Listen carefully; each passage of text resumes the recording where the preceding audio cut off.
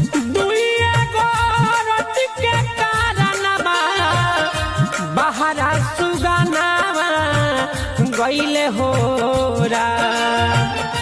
दुइया गोरत के कारणवा